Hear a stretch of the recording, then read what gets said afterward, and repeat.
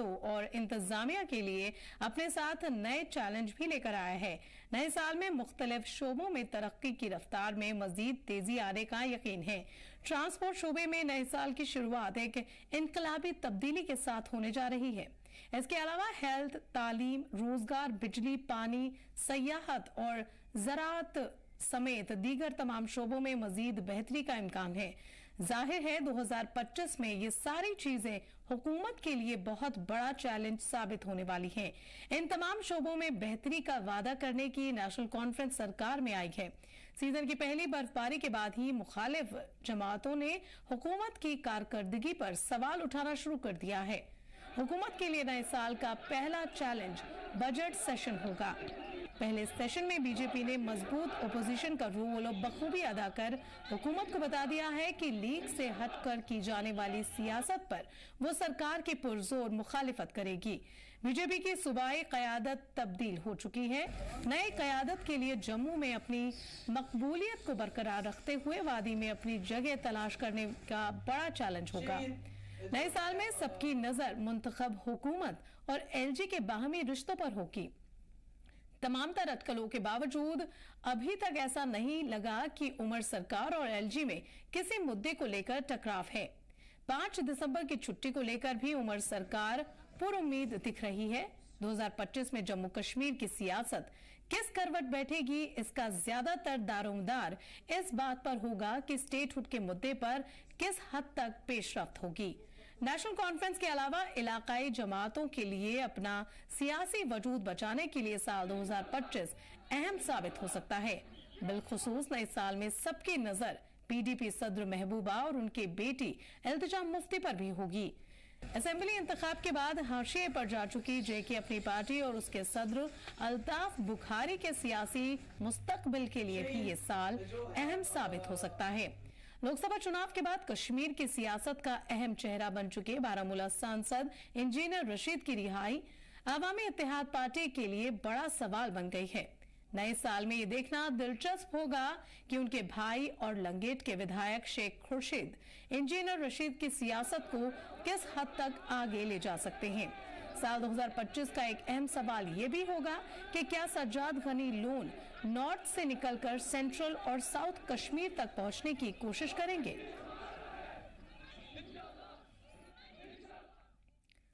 तो इन सारे सवालों के जवाब लेने के लिए इस वक्त हमारे साथ जुड़े हैं सोहेल काजमी, सीनियर जर्नलिस्ट, और मोहम्मद एजाज, पॉलिटिकल एनालिस्ट। हम इन दोनों से बात करेंगे और जानेंगे सवालात के बारे में। सबसे पहले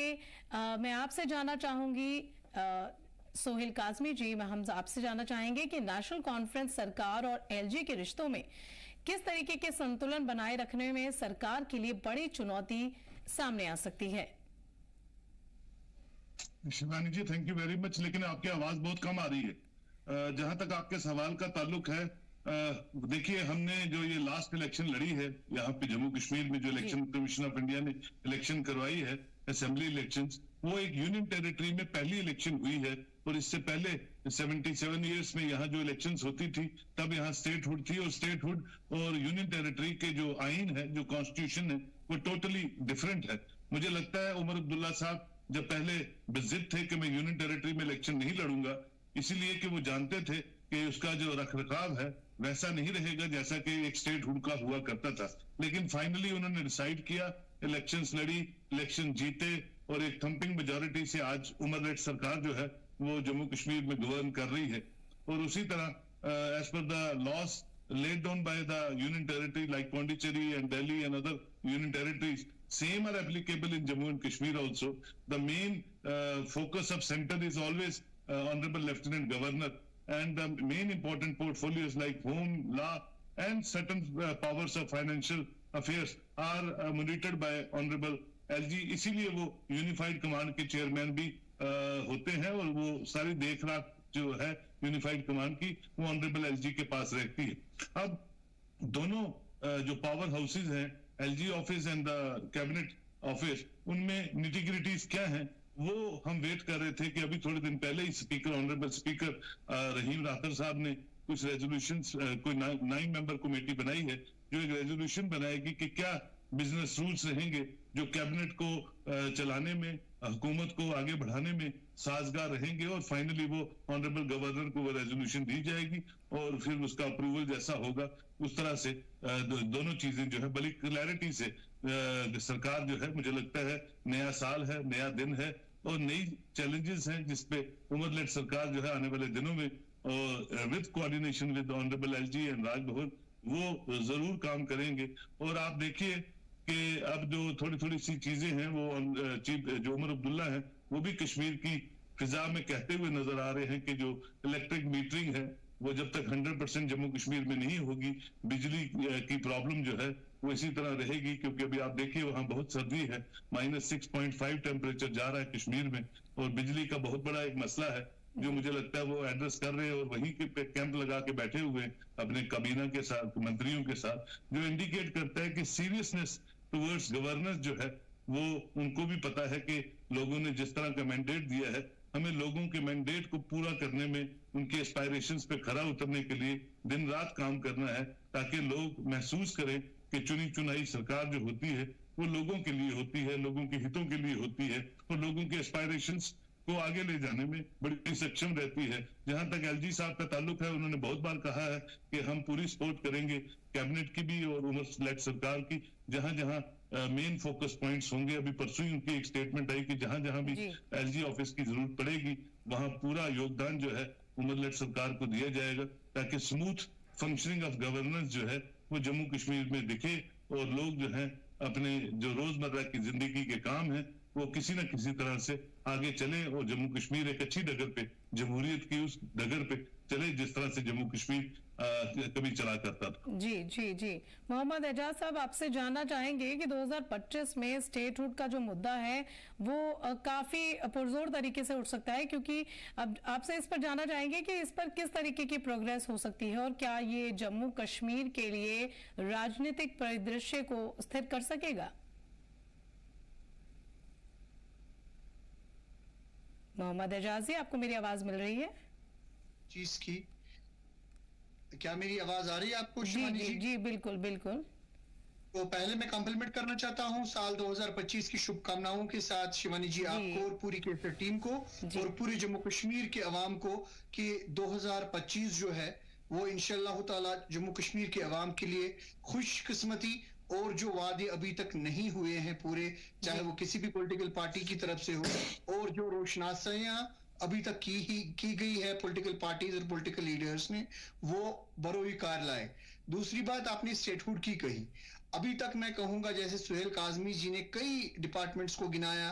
पावर हाउसेस को गिनाया, जो कि इस वक्त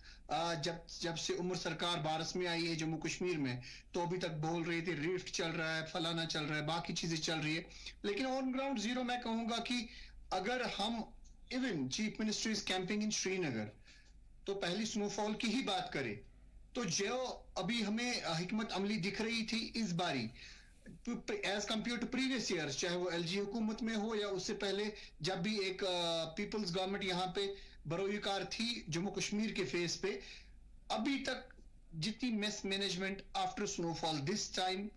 नजर में आई है, उतनी मिस मैनेजमेंट बिटवीन डिपार्टमेंट्स, चाहे वो हेल्थ हो, चाहे वो पीएचई हो, चाहे वो वाटर वर्क्स हो, चाहे वो इलेक्ट्रिसिटी डिपार्टमेंट हो, कहीं पे कभी नजर नहीं आई है। Even though the chief minister is camping to photo shoot on ground zero, that doesn't mean कि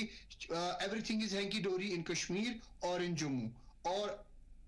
अगर मैं हेल्थ सेक्टर की बात करूं तो कितने मसलों मसाइल का सामना करना पड़ा आफ्टर बर्फबारी यहाँ कश्मीर के दूर उफ्तादा इलाकों के लोगों को, वो अभी तक मुझे लगता है कई इलाके कटे हुए हैं। और बिजली की तो सूरत हाल मुझे लगता है कि आफ्टर स्नोफॉल या प्री स्नोफॉल इस वक्त इतनी गंभीर है कि शहर श्रीनगर के जिगर में जो कि सेक्रेट या अगल बगल के इलाके हो, मुझे लगता है कि 8-8, 9-9 घंटे की कटौती हो रही है इन -8, -4, -6 के टेम्परेचर के तहत। अगर हम अब बाकी चीजों की फुकदान की बात करें तो nothing is going good on ground zero, चाहे वो जम्मू प्रोविंस हो चाहे वो कश्मीर प्रोविंस हो। खाली खोखले फोटोशूट करने के लिए या खोखले दावे करने से मुझे लगता है अवाम को at the end of the day कोई राहत नहीं मिल रहा है। अब पहला ही क्वार्टर उमर अब्दुल्ला की इस सरकार का खत्म हुआ और जैसे अभी सुहेल काजमी जी ने भी कहा, मैं वो बात रिपीट कर रहा हूं कि कुछ कमेटी 9 मेंबरान की बनाई गई है जो कि बिजनेस तय करेंगी कि what will be the business of cabinet and what will be the business of LG in the UT as far as the UT is concerned. अब पहला सवाल जो आपका था कि स्टेटहुड, अभी तक मुझे लगता है कि स्टेटहुड के नगारे तो बहुत बार, चाहे वो कैंपेनिंग के दौरान, चाहे वो कैंपेनिंग से पहले, या हमारे प्रधानमंत्री जी ने या हमारे गृह मंत्री जी ने कई पटलों पे किए, और उन्होंने इलेक्शन का मुद्दा भी ये बनाया कि जैसे ही इलेक्शन होंगे, जैसे ही डिलिमिटेशन होगी, तो we will just, whenever the popular government will be at the helm, we will just provide the statehood. लेकिन स्टेटहुड दूर दूर तक अभी तक कहीं नजर नहीं आ रहा है। This is the main thing which the people of Jammu Kashmir want, and the people of Jammu Kashmir doesn't want the partial statehood, ताकि डोर सेंटर या होम के तहत या है एलजी के तहत हो। The people of Jammu Kashmir want the full fledged statehood, जो कि 4 अगस्त 2019 से उनसे छीनी गई है, और सभी पॉलिटिकल पार्टीज का मुझे लगता है एक मत होके यही एक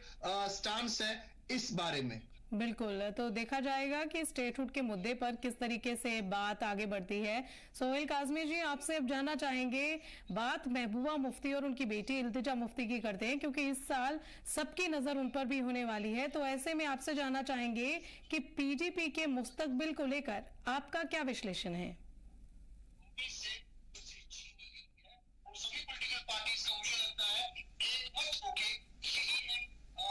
सोहेल काजमी जी, आपको मेरी आवाज मिल रही है? सोहेल काजमी जी, मेरा सवाल आपसे ये है कि इस साल महबूबा मुफ्ती और उनकी बेटी इल्तिजा मुफ्ती पर भी सबकी नजर होगी, तो ऐसे में आपसे ये जानना चाहेंगे कि पीडीपी के मुस्तकबिल को लेकर आपकी क्या राय है और आपका इस पर पूरा एनालिसिस क्या है? मुस्तकबिल किसी भी, सर शिवानी मैम, मुस्तकबिल किसी भी पॉलिटिकल पार्टी का जो होता है वो जनाधार पे होता है, जब वो वोटेड टू पावर सत्ता में आते हैं। बिल्कुल, जब वो सत्ता में आते हैं। आज पीडीपी के पास सिर्फ 3 एमएलए हैं, तो उनकी तो वो से नहीं है जो एक लार्जर पार्टीज की होती है, जिनकी रिप्रेजेंटेशन असेंबली में ज्यादा होती है। तो मुझे नहीं लगता कि पीडीपी के पास वैसा नंबर है to raise people's voice in assembly so well and so concerned way, जिस तरह के बीजेपी के 29 हैं और नेशनल कॉन्फ्रेंस और उनके अलाइज के साथ मिला के 60+ है। तो मतलब कहने का यही है कि ठीक है, पॉलिटिकल पार्टी है, लोगों की बनाई हुई पार्टी है, लोगों के बीच में रूल कर चुकी है। मुफ्ती साहब का टाइम, महबूबा जी का मुफ्ती, अगर उनको अपने वजूद को कायम धायम रखना है तो उनको लोगों की बातें जो है, लोगों के इश्यूज जो है वो उठाते रहना चाहिए, तभी पार्टीज भी जिंदा रहती हैं और पॉलिटिकल स्टालवर्ड्स भी जिंदा रहते हैं। कंसर्न्स तो देखिए, आज बर्फ है, कल धूप होगी, परसों छांव होगी, ये तो चलता रहता है। लेकिन क्योंकि ये फार फ्लंग इलाका है और यहाँ वेदर कंडीशंस बड़ी अजीब सी है, तो बहुत से मुद्दे रहते हैं जिन पे पॉलिटिकल स्टालवर्ड्स को कोई ना कोई इश्यूज को उठाना चाहिए, ताकि सरकार की नजर में उनको एड्रेस कर सके और लोग रिहेबिलिटेट हो सके। लेकिन वो रोल नहीं है जैसा रोल मेजर पार्टीज का होता है। लेकिन हाँ, बीजेपी एक रिस्पॉन्सिबल ऑपोजिशन में आई है। अब उनका काम है कि जो सत्ता में पार्टी है उनको बिल्कुल टोज पे रखे, जहां तक गवर्नेंस की बात है, जहां तक लोगों की हितों को आगे तक बढ़ाने की बात है। तो मुझे लगता है जैसे ही बिजनेस रूल्स डिफाइन कर देंगे कैबिनेट को भी और राजभवन को भी, तो मुझे लगता है कि बहुत सी चीजें हमवार हो जाएंगी। लेकिन यह है कि अभी परसों ही जो होम सेक्रेटरी ऑफ इंडिया की मीटिंग 2 दिन SKCC में हुई है, तो कुछ चीजें बड़ी क्लियर है कि जो अलगाववाद है या स्टोन पेल्टिंग है, या जो लोग अमन को धर्म भरम करने में कोई भी पॉलिटिकल पार्टी हो या कोई भी पॉलिटिकल पर्सन हो इन्वॉल्व रहेगा, उसको कड़े हाथों लिया जाएगा। मैं समझता हूँ बहुत बड़ा अच्छा इनिशिएटिव है, क्योंकि जिस पीस को प्रिवेल करने के लिए मोदी लेड सरकार 10 साल से लगी हुई है, और आज लोग खुली फिजा में इस बर्फ के को देखते हुए भी कितने टूरिस्ट जो है कश्मीर में आ रहे हैं, ये इंडिकेट करता है कि जम्मू कश्मीर की फिजा बदलने में मरकज ने बहुत बड़ी इन्वेस्टमेंट की है। और ये जो पीस है ये प्रिवेल करना चाहिए। इसमें लोकल एडमिनिस्ट्रेशन का, लोकल गवर्नमेंट का बहुत बड़ा रोल रहता है। और ऐसा कोई भी एलिमेंट जो जिसको हम बोलते हैं फ्रिंज एलिमेंट्स, जो किसी भी फिजा को खराब करने की कोशिश करेंगे, उनको बिल्कुल कड़े हाथों लेना चाहिए। मैं तो जाती तौर पे ये समझता हूँ, क्योंकि डिफेंस पहले ही हमारा मरकज के पास है, अगर होम भी हमारा मरकज के पास रहे, क्योंकि ना तो हम पाकिस्तान को बदल सकते हैं, ना पाकिस्तान की नीतियों को बदल सकते हैं, ना उनके बॉर्डर्स को रिलेवेंट कर सकते हैं, तो जो मेन कोर इश्यूज हैं, होम, डिफेंस, ये मरकज के पास रहना चाहिए ताकि वो डायरेक्टली मॉनिटर करे और यहाँ जम्मू कश्मीर के लोग जो है वो आराम से अपनी जिंदगी बसर कर सके, जैसे पिछले कुछ सालों से आप देख रही हैं। लेकिन इसमें लोकल लोगों को मैं हमेशा कहता हूँ, जो सीनियर लोग हैं उनसे भी चर्चा होती है कि आप लोकल लोगों को, क्योंकि यूनियन टेरिटरी में आप 10 के आंकड़े से ऊपर मंत्रिमंडल नहीं बढ़ा सकते हैं, वो कॉन्स्टिट्यूशन अलाउ नहीं करता है, लेकिन कॉर्पोरेशन बहुत है, एडवाइजर्स हैं, वहां आप 10-20 लोगों को लोकल लेवल पे जिनकी क्रेडिबिलिटी हो कश्मीर में, जम्मू में, उन लोगों को इन्वॉल्व कीजिए डिफरेंट प्लेटफॉर्म्स पे, ताकि लोगों को ईज आउट हो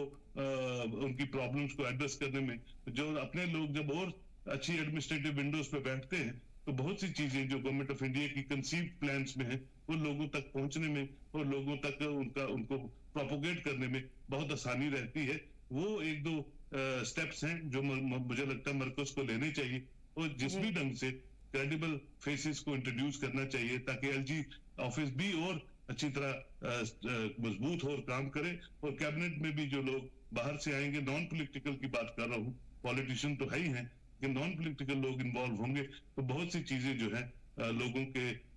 लिए फायदेमंद होगी। जी बिल्कुल। मोहम्मद एजाज जी, आपसे जानना चाहेंगे कि 2025 के जम्मू कश्मीर बजट सेशन पर भी सबकी नजर रहने वाली है, क्योंकि इस बार पहली बार ये नई सरकार, उमर सरकार जो है अपना बजट सत्र जो है वो पेश करेगी, तो ऐसे में सरकार और विपक्ष के बीच किस तरीके के अहम टकराव होने की उम्मीद है, खासकर बीजेपी के मजबूत विपक्षी रुख के मद्देनजर? देखिए, अगर हम पहले सेशन ऑफ असेंबली की बात करें, जो रोल बीजेपी ने असेंबली के फ्लोर पे निभाया है टू डिसरप्ट द असेंबली, चाहे वो किसी भी मुद्दे पे हो, मुझे लगता है कि अगर एक कंस्ट्रक्टिव वे में, चाहे वो पीडीपी हो या बीजेपी, एक 29 सीटों की मैं कहूँगा बहुमत से बहुत अच्छी अपोजिशन का रोल निभा सकती है और सत्ता पक्षी जो गवर्नमेंट है उनको उस कटघरे में खड़ा कर सकती है जो कि वो लोगों के काम, चाहे वो जम्मू या कश्मीर के लोगों के काम हो, डेवलपमेंटल काम हो, इंफ्रास्ट्रक्चर के काम हो, हेल्थ केयर सेक्टर के काम हो या एजुकेशन अपग्रेडेशन के काम हो, उनको घेर सकती है। But they don't have to be based with we can say regional politics of Jammu and Kashmir differently. They have to take into consideration as one unit for the Jammu as Kashmir. और जो divisive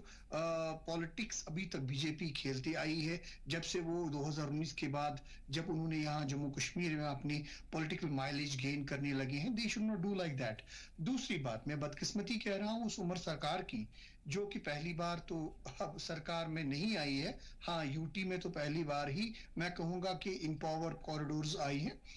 they are not able to restore the 13 July Martyrs Day, which has been celebrated and harmonized since 1947, and 5th December जो holiday की बात आपने कही, they are not able to restore। वो तो बड़े बड़े बुलंद बांग दावे कर रही है कि दरबार मुंह रेस्टोर करेंगे जी, फलाना चीज रेस्टोर करेंगे, तो अभी तक तो वो मीनियल चीज, वो तो कैलेंडर उन्होंने ही उनके ही सिग्नेचर के अंडर और एलजी साहब के सिग्नेचर के अंडर रिसेंटली कुछ दिन पहले ही गवर्नमेंट गैजेट निकला। They can not restore those and they are just giving a toffee to the people of Jammu Kashmir that they will restore whatever they have promised. चाहे वो इससे पहले की तश्तज़बाम कुछ दिन पहले क्लिप हुई थी उमर अब्दुल्ला की कि हम इनको इन स्मार्ट मीटर्स को तवी में और जहलम में फेंक देंगे, और उसके बरक्स पोस्ट इलेक्शन की बात करें, जब तक कि 100% मीटरिंग ना हो we can not provide the 100% and 24/7 electricity. So ये फिलॉसफी इन्होंने प्री एंड पोस्ट इलेक्शन में चेंज करी है, नेशनल कॉन्फ्रेंस हो या कांग्रेस उनकी एलाइज हो जम्मू के लोगों के साथ। मुझे लगता है कि उनसे बहुत दिल भर आया है लोगों का और कुछ काम ग्राउंड जीरो पे नहीं हो रहा है, चाहे with regarding to eradication of the unemployment हो, upgradation of the education policy हो या revision of the we can say infrastructure जो भी अभी तक डेवलपमेंटल काम हुए हैं। अभी अगर हम कंपैरिजन करें तो कथनी और करनी में बहुत सारा अंतर है। ऑन ग्राउंड जीरो लोगों को वो चीजें, वो राहतें, वो जो मिलना चाहिए वो नहीं मिल पाया है जो कि उम्मीद एक पॉपुलर गवर्नमेंट सरकार से थी, चाहे वो जम्मू के लोग हैं या फिर कश्मीर के लोग हैं। अभी रिजर्वेशन की बात कर लीजिए, अभी रिजर्वेशन पे इनके खुद के, मैं कहूंगा आगा रूहुल्ला जो उनके एमपी है, अपने ही पॉपुलर गवर्नमेंट के अगेंस्ट प्रोटेस्ट करने लगे in favour of the students. But the popular government जो कि अपनी सीट्स और अपनी फॉर्च्यूनर्स खरीदने में जो कि गवर्नमेंट से उन्होंने पास करवाई, उसमें तो बड़ा रोल, कलीदी रोल अदा कर रहे हैं। But what about the future of the unemployed youth? What about the generation of the employment? चाहे वो गवर्नमेंट सेक्टर की हो, चाहे वो सेमी गवर्नमेंट कॉर्पोरेशंस की हो, चाहे वो प्राइवेट सेक्टर की हो, what they have done, what is in the pipeline? They should say to the people of Jammu Kashmir, else they don't have any right to sit in the chair of authority or in the chair of power for next whatever the period they are in. बिल्कुल बिल्कुल। सोहेल काज़मी जी, आपसे मेरा अगला सवाल ये है कि BJP के नेतृत्व के बारे में, क्योंकि बीजेपी के नए नेतृत्व के तहत जम्मू में पार्टी ने अपनी पकड़ बनाई है और कश्मीर घाटी में भी अपना प्रभाव बढ़ाने की कोशिशें की हैं, तो इसे किस तरीके से देखा जाए? देखिए, वो तो कहते हैं कि हमारा जो वोट शेयर है, वोट बैंक शेयर है, वो बड़ा है और वो 25 के आंकड़े पे थे 2014 में और वो 29 के आंकड़े पे आ गए हैं। तो अचीवमेंट तो उनकी है। और कश्मीर में जहां भारतीय जनता पार्टी का कोई फ्लैग उठाने वाला नहीं होता था, तो आज उनके डिस्ट्रिक्ट लेवल के कैडर्स बन चुके हैं, डिस्ट्रिक्ट प्रेसिडेंट्स हैं, ऑफिसेज हैं। तो ये एक रिमार्केबल स्टेप है taking care of the Kashmir centric politics कि भारतीय जनता पार्टी ने बहुत मेहनत की और लोगों के दिलों में घुसना शुरू किया और पेनिट्रेट करके लोगों के दिलों में जहां जहां भी है वो घुसे हैं। और कोई आप नहीं समझता है कि बीजेपी अछूत पार्टी है। बीजेपी भी वैसी पार्टी है जैसी बाकी नेशनल पार्टीज हैं, जैसे कांग्रेस है, समाजवादी पार्टी है, ये बाकी पार्टीज है। तो मुझे लगता है कि वो एक अचीवमेंट है। हाँ, लेकिन क्योंकि वो अपोजिशन में है और मेजर नंबर है उनका, तो वो बहुत अच्छा रोल प्ले कर सकते हैं।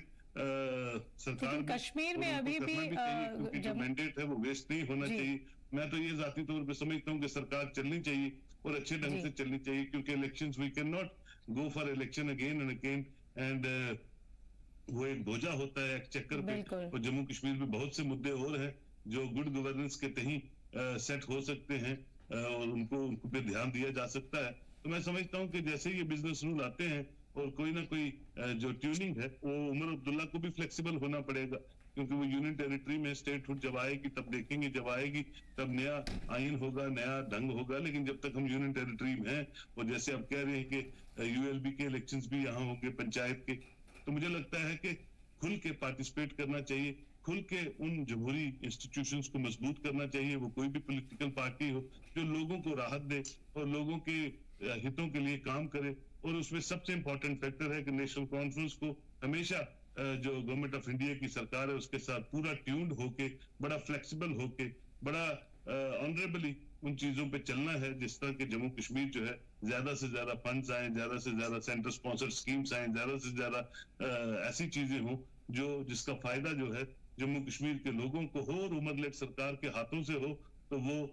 इनको भी फायदा देगा और लोगों को लगेगा कि उनका मैंडेट वेस्ट नहीं हुआ है। और अगर आप कहीं अटक जाते हैं, अड़ जाते हैं जिसका कोई फायदा नहीं है, तो जो चीजें ये कंसीव कर रहे हैं, शेख साहब की छुट्टी है या बाकी चीजें हैं, वो एक सिविलाइज वे में अपने रेजोल्यूशंस को वो ऑनरेबल एलजी के पास भेजे और फिर एलजी साहब उसको किस तरह से लेते हैं, किस तरह से देखते हैं। इसको ईगो बेस्ड इश्यूज ना बनाए, क्योंकि जब आप खाका बदलते हैं, इस मुसीबत से हम 3.5 डिकेड हमने एक प्रॉक्सी वार यहाँ देखी है और उससे बाहर जब हम निकले हैं और एक फिजा कंड्यूसिव फिजा जो बनी है उसमें बहुत सी चीजों का ध्यान रखा जाता है और रखना चाहिए भी, ताकि जम्मू कश्मीर के लोग जो हैं वो सरप्रिय हैं, मरकज के लिए भी, पूरे हिंदुस्तान के लोगों के लिए भी, और जम्मू कश्मीर ठीक तरह आगे चले। इसका बीड़ा जो है मुझे लगता है सबको उठाना चाहिए और खासकर आज की सरकार को बड़ा सोच समझ के, बड़ा फ्लेक्सिबल होके और उन सब एलिमेंट्स को जो किसी भी ढंग से खराबी करने की कोशिश करते हैं या कुछ ऐसी बात करते हैं या ऐसी स्टेटमेंट देते हैं, उनको मुझे लगता है बिल्कुल कड़े हाथों लेना चाहिए, ताकि लोग, मैंने पहले भी कहा, इलेक्शंस के माध्यम से उन्होंने बताया कि लोग सरप्रिय हैं और उनका जो मैंडेट है वो पूरे इलेक्शन कमीशन और पूरे हिंदुस्तान के लोगों की सराखों पे है और उस मैंडेट को फॉरवर्ड लेने में गवर्नमेंट की, अपोजिशन की और एलजी ऑफिस की भी बहुत बड़ी जिम्मेवारी है। और ये तभी मुमकिन है जब ये ट्यून्ड वे में एक दूसरे के साथ हाथ मिला के आगे चलेंगे, ताकि मुश्किलों से दूर जो है खुशहाली की तरफ जम्मू कश्मीर आगे बढ़े। और जहां तक एम्प्लॉयमेंट की बात है, मुझे लगता है कि बहुत सी वैकेंसीज हैं जो जनवरी में शायद वो नोटिफाई होने वाली हैं, और भी चीजें हैं जो नोटिफाई होने वाली है, क्योंकि यहाँ कोई एडमिनिस्ट्रेटिव सिस्टम था नहीं काफी सालों से। 2-3 महीने लगते हैं किसी भी सरकार को सेट होने में, that too in after UT, when we came into UT. मुझे लगता है कि बहुत सी चीजें साजगार माहौल में आगे चलनी चाहिए और लोगों को उसका फायदा होना चाहिए। जी, तो कहीं ना कहीं जब मरकजी सरकार और उमर अब्दुल्ला सरकार के बीच तालमेल बैठेगा तो इसी से जम्मू कश्मीर की तरक्की हो सकेगी। और कहीं ना कहीं अगर बीजेपी को अपनी स्थिति मजबूत करनी है तो जिस तरीके से बेहतर ऑपोजिशन पार्टी बनकर वो उभर रही है, ऐसा लगता है कि आने वाला साल बीजेपी के लिए बहुत अहम साबित हो सकता है। अगला सवाल मेरा मोहम्मद एजाजी आपसे है। सवाल मेरा इंजीनियर रशीद और उनकी पार्टी को लेकर है। इंजीनियर रशीद और उनकी पार्टी अवामी इत्तेहाद पार्टी के लिए ये साल ऐसा माना जा रहा है कि बहुत ही अहम साबित हो सकता है, क्योंकि जिस तरीके से पिछली सियासत में, पिछले चुनावों में पार्टी उभर कर आई है, तो कहीं ना कहीं ये साल इस पार्टी के लिए एक नई दिशा तय कर सकता है। देखिए, अगर हम अवामी इत्तेहाद पार्टी लेड जो इंजीनियर रशीद साहब की है, ना कि उसके लिए, अलबत्ता मैं कहूँगा कि बाकी पॉलिटिकल पार्टीज जो छोटी मोटी बनी 2019 के बाद, या जो भी सोशल ग्रुप्स बने हैं विद रिगार्डिंग टू पीपल्स से, जो चाहे वो जम्मू रीजन के बने हैं या कश्मीर रीजन के बने हो, तो उनकी एग्जिस्टेंस इज एट स्टेक। और मुझे लगता है बहुत अहम तरीन साल है to just retain their stability among the people. अब अगर हम अवामी इत्तेहाद की बात करें तो अवामी इत्तेहाद का तो खैर मुझे लगता है कि एक MLA साहब भी असेंबली में बैठे हुए हैं जो कि इंजीनियर साहब के भाई है, और इंजीनियर साहब himself is an MP from for next 4 or 5 years। तो मुझे लगता है अवामी इत्तेहाद की जो एग्जिस्टेंस है that is not at that level state, जो कि बाकी पॉलिटिकल पार्टी, चाहे PDP हो, चाहे NCP हो, चाहे पैंथर्स पार्टी हो, चाहे छोटी मोटी पार्टी जो भी पोस्ट 2019 की एग्जिस्टेंस के बाद आई है। हाँ, इतना मैं कहूँगा, एक बड़ा झटका जो एक पॉलिटिकल पार्टी थी जो अल्ताफ बुखारी लेड थी, that was Apni Party, that has been diminished to nowhere. And I believe कि they need to work out in both the provinces. जितना उन्होंने प्रोपिगेशन और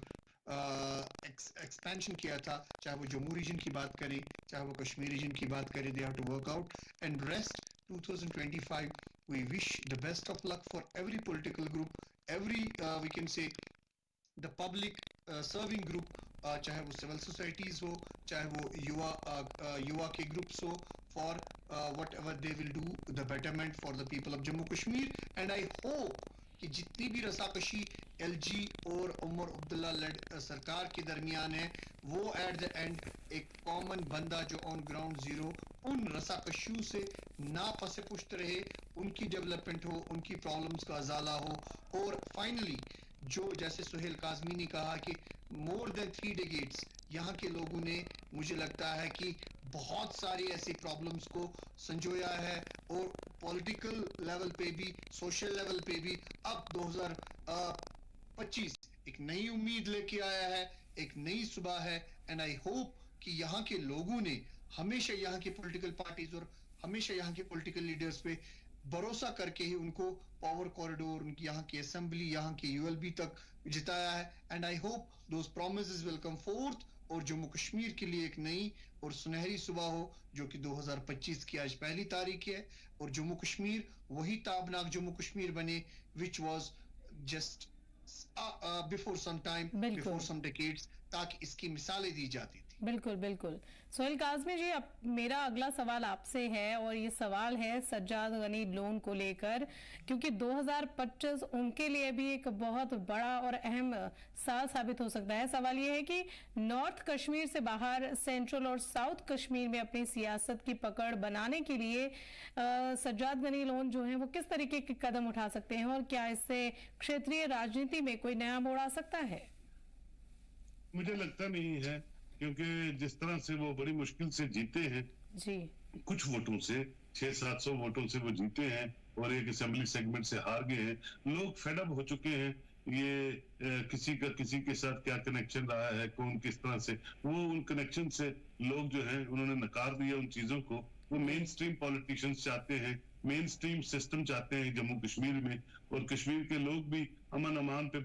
बिलीव करते हैं। और आपने देखा होगा जैसे उन्होंने इशारा भी किया कि अपनी पार्टी बड़ा जबरदस्त 2-3 साल ढोल पीटते रहे, लेकिन फाइनल रिजल्ट में लोगों ने नकार दिया। और इसी तरह इंजीनियर रशीद साहब के भाई हैं, वो एमएलए हैं, ठीक है, वो अपना पॉइंट ऑफ व्यू रखते हैं, लेकिन ऐसी कोई बात जो पाकिस्तान से रिलेट हो, अलगाववाद से रिलेट हो और फजूल की ऐसी चीजों को तूल देती हो जिससे कि जम्मू कश्मीर जो है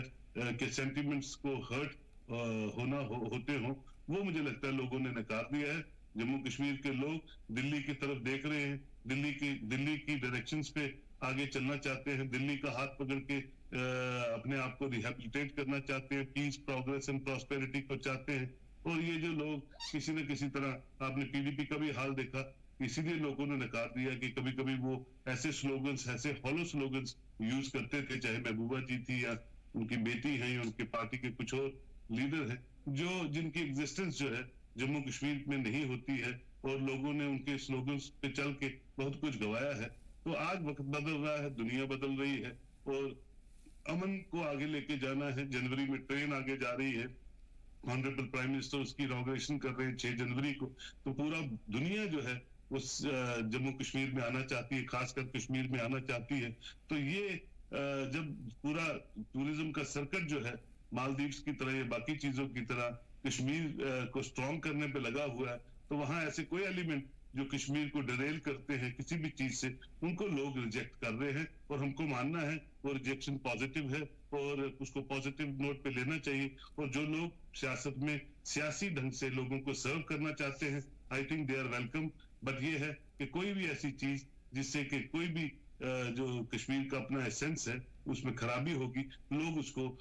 नकार देंगे। और आने वाला वक्त, अगर ये चाहते हैं साउथ कश्मीर में कंसंट्रेट करना, पेनिट्रेट करना, करें, लेकिन मुझे नहीं लगता है कि आने वाला वक्त जो है और रीजनल पार्टीज बने और नेशनल पार्टीज यहाँ आए, क्रेडिबल लोग। इस बार तो आम आदमी पार्टी का एक कैंडिडेट यहाँ से जीत गया जिसका वजूद ही नहीं है जम्मू कश्मीर में। तो आपका फेस, आपकी पर्सनैलिटी और फिर पार्टी, ये मैटर करती है, और आपका विजन ये मैटर करता है। ये लोगों ने आपको इस इलेक्शन में बता दिया और आने वाली पंचायत इलेक्शनों में भी बता देंगे। तो मुझे लगता है वो बेटर है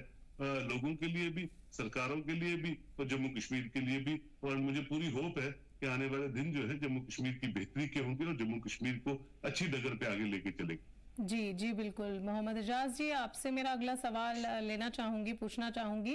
कि जम्मू कश्मीर में इस वक्त हेल्थ, शिक्षा और रोजगार जो है वो काफी अहम मुद्दे हैं, और इन्हें लेकर मरकजी हुकूमत जो है कई तरीके की स्कीमें चला रही है ताकि शिक्षा, रोजगार के मौके मिल सकें। सवाल यही है कि क्या आपको क्या लगता है कि जम्मू कश्मीर में इन सेक्टर्स के मुद्दों पर सरकार को एक्सपेक्टेड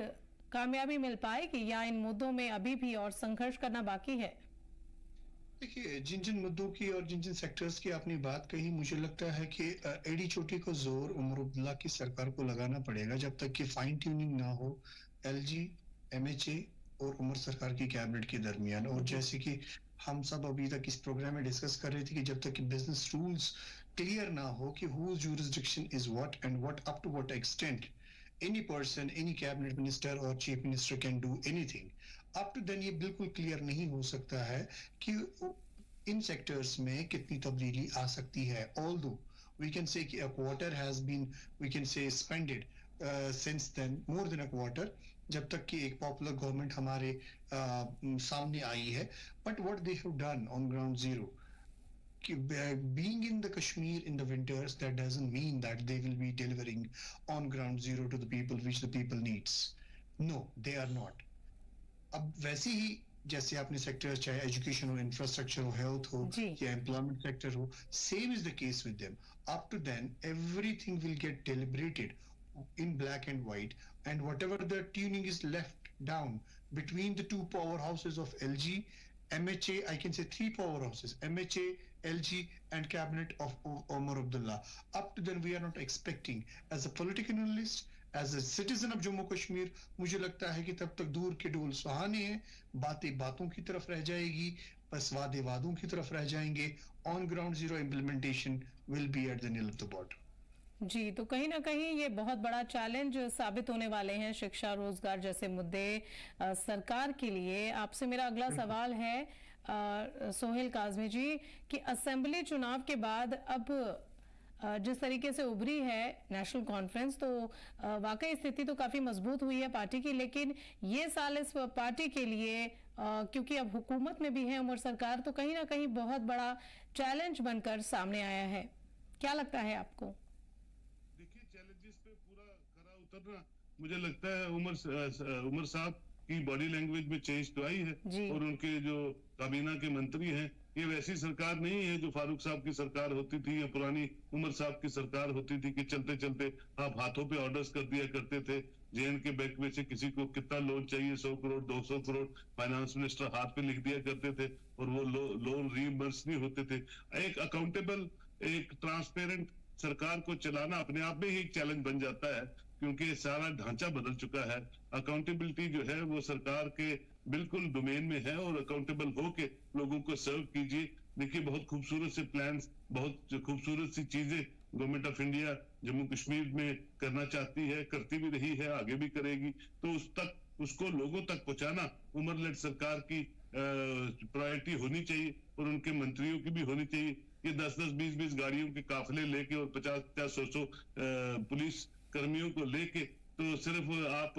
जैसे उन्होंने कहा कि फोटो सेशन नहीं करवाना है। आप पे अगर इतना ह्यूज इन्वेस्टमेंट सरकार करती है, तो आप लोगों के डोमेन तक जाइए, लोगों के फुटस्टेप्स तक जाइए, उनको सर्व कीजिए जैसे बाकी स्टेटों में होता है, और लगे कि सरकार जो है वो लोगों के लिए। इसीलिए तो लोग चुनते हैं अपने नुमाइंदों को। और जम्मू कश्मीर तो एक बड़ी सेंसिटिव स्टेट रही है, और जम्मू कश्मीर में हर तरफ से तबाही हुई है, चाहे वो सियासी है, चाहे पाकिस्तान है, चाहे और चीजें हैं। तो मैं समझता हूँ कि वो सब चीजें नहीं रही जैसी पहले सरकारें हुआ करती थी। और जो मैं आपको चीजें लिखवा रहा हूँ कि बिजली का बिल दिया नहीं दिया, तो 50 साल नहीं दिया, तो वैसी चीजें नहीं है। हर चीज जो है उसकी अकाउंटेबिलिटी है, उसका एक हिसाब किताब है जो होना चाहिए, और उसी से आपको पता चलता है कि इन चीजों को किस तरह से इस्तेमाल करना है, किस तरह से अपना रख रखाव करना है, और किस तरह से जम्मू कश्मीर आगे बढ़ सकता है। और उसके लिए जो है उमर लेड सरकार को इन कोऑर्डिनेशन विद ऑनरेबल एलजी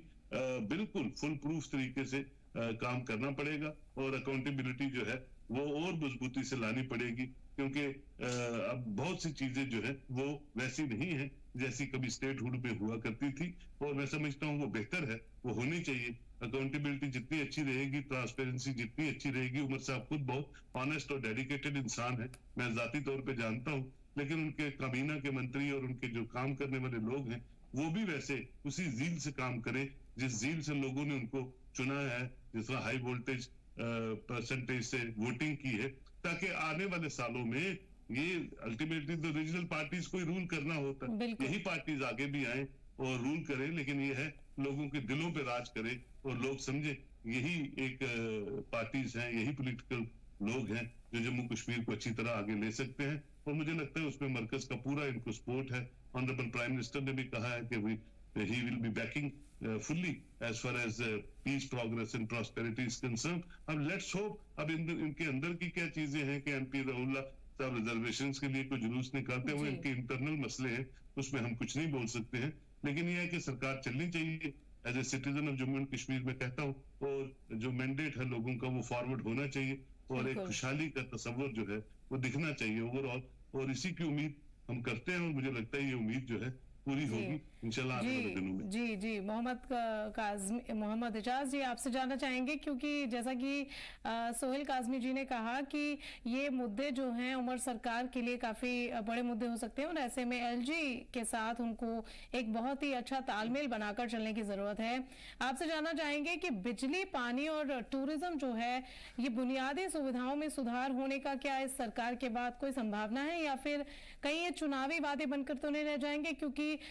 हुकूमत में आने से पहले उमर अब्दुल्ला ने अपने चुनावी मैनिफेस्टो में कई सारे ऐसे वादे किए, और आपको क्या लगता है कि बुनियादी सुविधाएं देने में क्या उमर सरकार जो है वो अपने वादों पर खरी उतरेगी, खास करके 2025 में? आई होप सुहेल काजमी जी ने जो बातें कही कि उमर लेड सरकार और Omar Abdullah himself is a very honest and dedicated person, but पहली बात मैं ये कहूंगा कि उमर अब्दुल्ला या उमर अब्दुल्ला की काबीना को उतनी पावर्स होनी चाहिए ताकि वो डिलीवर कर सके। आपने 3 सेक्टर्स की बात कही, मैं एक और सेक्टर इसमें जोड़ रहा हूँ which is horticulture, which is a very important sector other than tourism, जो कि कश्मीर और जम्मू के लोगों के साथ वाबस्ता है और जैसे मैक्सिमम रेवेन्यू हमारे स्टेट को बख्शा जाता है और टैक्सेस भी मैक्सिमम आते हैं। और मुझे लगता है कि 2025 एक उम्मीदों का साल है। आज पहला दिन है, शुरुआत हुई है। आई होप कि वो वादे स्मार्ट मीटर्स की हटाने की नारों की तरह ना बुझ जाए 2025 में, जो कि उमर लेड सरकार ने या उमर अब्दुल्ला की पार्टी ने प्री इलेक्शन करे थे ड्यूरिंग कैंपेनिंग। वैसे ही चाहे वो टूरिज्म सेक्टर की बात करें, चाहे वो हॉर्टिकल्चर की बात करें, चाहे वो हेल्थ सेक्टर की बात करें, तो मुझे लगता है सभी शोबों में उमर अब्दुल्ला सरकार को एक रेगरस मैं कहूँगा रोड मैप बनाना चाहिए अगले 5 सालों के लिए,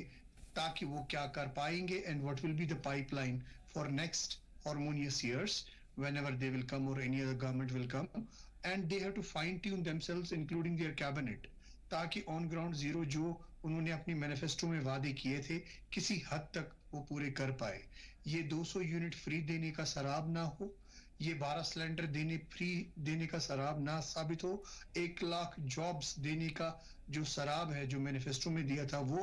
ना हो।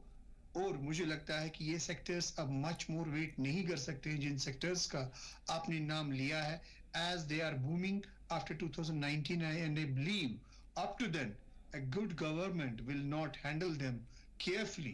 तो मुझे लगता है कि इनकी खुश असलूबी काम करने से इनको कोई नहीं रोक सकता। So again that goes to the government including the LG government and LG administration कि they have to just run the 2 wheels of the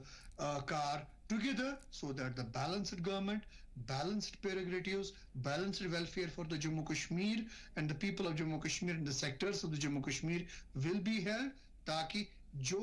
Jammu Kashmir में वादे किए गए थे कुछ हद तक यहाँ के लोगों की रसाई उन वादों तक हो और वादे पूरे हो। जी, उम्मीद करते हैं कि अपने वादों पर उमर सरकार जो है खरी उतरे। सोहेल काजमी जी, आपसे मेरा ये सवाल है कश्मीर की सियासत को लेकर। कश्मीर की सियासत में असेंबली चुनाव के बाद की स्थिति को लेकर आपका क्या कहना है, खास तौर पर उन नेताओं के बारे में जो वर्तमान में बिल्कुल हाशिए पर हैं? काम करेगा तो वो ही सरवाइव करेगा और जो अकाउंटेबल रहेगा। सिर्फ कश्मीर के हवाले से सरकार नहीं चलेगी, जम्मू कश्मीर यूनियन टेरिटरी को पूरा एड्रेस करने की जरूरत है, कहीं रीजनल और रिलीजियस इम्बैलेंस ना दिखे। इसीलिए उमर साहब ने 3 मिनिस्टर जम्मू प्रोविंस से लिए हैं और अब जब एक्सपेंशन करेंगे तो पता चलेगा कश्मीर से भी वो लेंगे। देखिए, किसी तरह का भी इम्बैलेंस जो है पूरी यूनियन टेरिटरी में नहीं दिखना चाहिए, ताकि लोग जो हैं वो हर कॉन्स्टिट्यूंसी, हर सेक्टर जो है वो अपने आप में देखना चाहता है कि हमें सरकार देखे और हमें अपलिफ्ट करे। और ये प्रायोरिटी होनी चाहिए उमर लेड सरकार की कि सब जो है वो इक्वली डिस्ट्रीब्यूटेड वे में सबको ऊपर उठाया जाए और कोई भी मजहब जो है या कोई भी रीजन जो है वो पीछे नहीं छोड़ना चाहिए। इसीलिए हमने देखा कि यहाँ बहुत सा बदलाव हुआ है। कुछ तो कताइयां रही होंगी, कुछ तो चीजें रही होंगी प्रीवियस रजीम्स में, जो हम स्टेट से यूनियन टेरिटरी में आ गए और यूनियन टेरिटरी में आज बैठे हुए इलेक्शन लड़ रहे हैं। तो ये तो मैं इस पर चर्चा नहीं करूंगा, लेकिन ये है कि हम आगे बढ़े और हमें वो स्टेटहुड वापस मिले जब भी मिलेगी। लेकिन governance in on ground is that too with accountability and transparency is जो वक्त का नजाकत कहती है और वक्त की डिमांड है वो यही है कि लोगों की उम्मीदें जो है बहुत हाई है और उस पे इन सबको खरा उतरना है। और वो तभी उतर सकते हैं ताकि वो मरकज के साथ भी इन ट्यून रहे, एलजी ऑफिस के साथ भी ट्यून रहे और काम करने में भी आराम से काम करे। और जो गवर्नर साहब ने कहा है, जो जायज और वाजिब चीजें हैं उसके लिए राजभवन हमेशा खुला हुआ है और उनके साथ हाथ से हाथ मिला के जम्मू कश्मीर में गवर्नेंस में पूरी सहायता और पूरी मदद करेगा। तो मैं समझता हूँ आने वाले दिनों में निटी-ग्रिटी सारी तय हो जाएंगी और फिर एक साफ सुथरी आपको और तरीके अच्छे ढंग से मजबूती से सरकार चलती हुई नजर आएगी और लोगों का जो हजूम है सेक्रेटरीट के बाहर वो आपको दिखना शुरू हो जाएगा। लेकिन इसके साथ साथ मैं ये भी कहूंगा, क्योंकि एक जमाने में जब स्टेटहुड थी तो 40 मिनिस्टर हुआ करते थे, 40 कॉर्पोरेशनें हुआ करती थी, तो आज सिमट के 10 पे यूनियन टेरिटरी ले आई है। तो मैं तो यही कहता हूँ, हमेशा कहता हूँ और बात भी करता हूँ कि ज्यादा से ज्यादा लोगों को जो पब्लिक फेसेस हैं उनको इंट्रोड्यूस कीजिए जम्मू कश्मीर के एडमिनिस्ट्रेशन में, चाहे वो कैबिनेट के साथ हो चाहे राजभवन के साथ हो, ताकि वो कोऑर्डिनेट कर सके between public and the government to address the real issues of the public, और वो सबका फायदा जो है सरकार को भी हो और लोगों को भी हो, और जम्मू कश्मीर जो है और अच्छी तरह से आगे चल पाए, और जो कंसीव्ड प्लान्स हैं वो लोगों तक पहुंचे और अपने लोगों को गवर्न करें। वो सबसे बड़ी मजबूती से जमहूरियत और मजबूत होती है, इसका मुझे पूरा उम्मीद है। बिल्कुल बिल्कुल। मोहम्मद एजाजी, आपसे भी मेरा यही सवाल है, रिपीट करना चाहूंगी अपना सवाल कि उन नेताओं के बारे में आप क्या कहना चाहेंगे जो इस इलेक्शन के बाद, असेंबली इलेक्शन के बाद बिल्कुल हाशिए पर हैं, और उनके लिए किस तरीके की भविष्यवाणी आप करना चाहेंगे?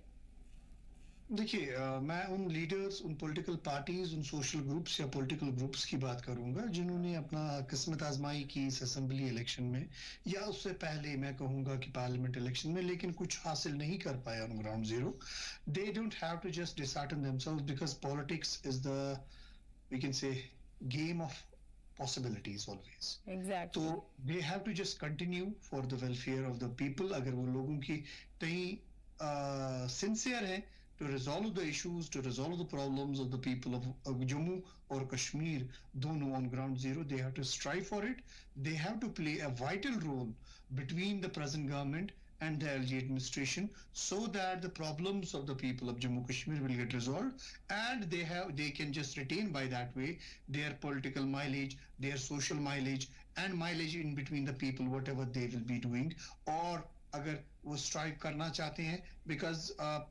पॉलिटिकल पार्टी कभी खत्म नहीं होती है, पॉलिटिक्स कभी खत्म नहीं होती है। तो मुझे लगता है कि ऑलवेज यहाँ के जितने भी पॉलिटिकल रीजनल पार्टीज हैं या छोटी मोटी पार्टीज हैं या पॉलिटिकल ग्रुप्स हैं, they have to work together ताकि यहाँ के लोगों की भलाई हो सके। They have to work in coordination with the popular government and LG administration so that will be, we can say, a ringing bell in between the two powerhouses, ताकि जहां जहां कोताही लोगों को जो चीज नहीं मिल रही है, they can be the part of it, and that can be a better future for Jammu Kashmir and for the people of Jammu Kashmir. जी, तो कहीं ना कहीं नेशनल कॉन्फ्रेंस के अलावा इलाकाई जमातों के लिए भी अपना सियासी वजूद बचाने के लिए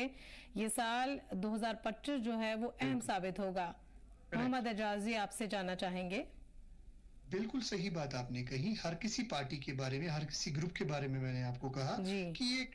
ये साल एक नई उम्मीद लेके आया है, to strive themselves in a good way for the people of Jammu Kashmir, और अपनी पॉलिटिकल साख्त बचाने के लिए भी एक अच्छा मौका है, क्योंकि ULB इलेक्शंस अभी आ रहे हैं। up to that time they can just prove themselves on ground zero before the people. If the people will just choose them, that will be good for them, so that their survival will be there on the ground zero. और मुझे लगता है कि जो अगला tenure है assembly election का, उनको उसके लिए खदमत खल्कुल्लाह और लोगों की खिदमत करनी चाहिए, ताकि वो अपना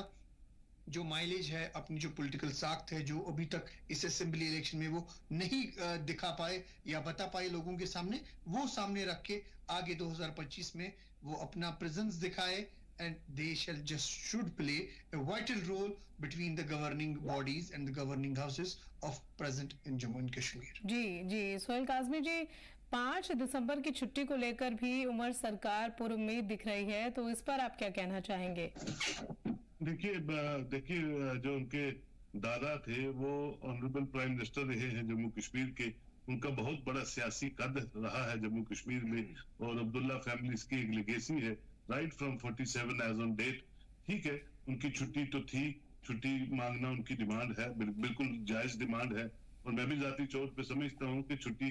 जो थी, क्योंकि देखिए आप किसी न किसी इंसान का उसकी जिंदगी में स्टेचू बनाते हैं, आपने बहुत से मुल्कों में देखा होगा, और आपका दिल करता है आप स्टेचूज को हटा देते हैं या हिस्ट्री को इरोड करने की कोशिश करते हैं। लेकिन अब क्या कंसेप्ट रहा है, वो भी मुझे लगता है ये प्रपोजल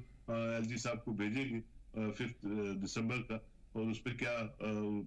आएगा छुट्टी का, क्योंकि छुट्टी तो चल रही थी, बहुत सालों से चल रही।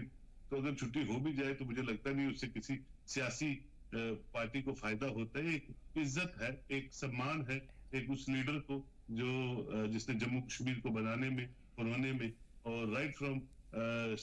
That instrument of accession, Tashkent agreement, Shimla agreement, और आज का जम्मू कश्मीर में बहुत बड़ा उनका योगदान रहा है। तो छुट्टी देना या नहीं देना उससे मैं समझता हूँ वो एक खराज अकीदत है अपने उस लीडर को, जिसकी इज्जत जो है आज भी जम्मू कश्मीर के लोग करते हैं। और जो रिफॉर्म्स उन्होंने अपने टाइम पे लाए, लैंड टू टिलर और बाकी चीजें, जो रहबरे तलीम और बाकी चीजें जो इंट्रोड्यूस की, वो आज भी लोग याद करते हैं, हमारे बुजुर्ग बताते हैं। मैं समझता हूँ that is sort of respect. अगर दे देते हैं तो बहुत अच्छी बात है, उस पर ज्यादा जिद कर दी या उसको ज्यादा तूल देनी सियासी, वो अच्छी बात नहीं है। कोई भी ऐसा इंसान किसी भी रियासत में जिसका बहुत बड़ा योगदान रहा हो, उसको उसके नाम पे फेलोशिप्स, उसके नाम पे स्कॉलरशिप, उसके नाम पे हॉस्पिटल्स, उसके नाम पे स्कूल्स बनने चाहिए। ये तो हम as a citizen of India कहते हैं कि उन लोगों को याद रखना चाहिए और उनकी कंट्रीब्यूशंस को आने वाली जनरेशंस तक पहुंचाना हमारा फर्ज है। तो मुझे लगता है कि छुट्टी भी उस पर रोल प्ले करती है। जी, तो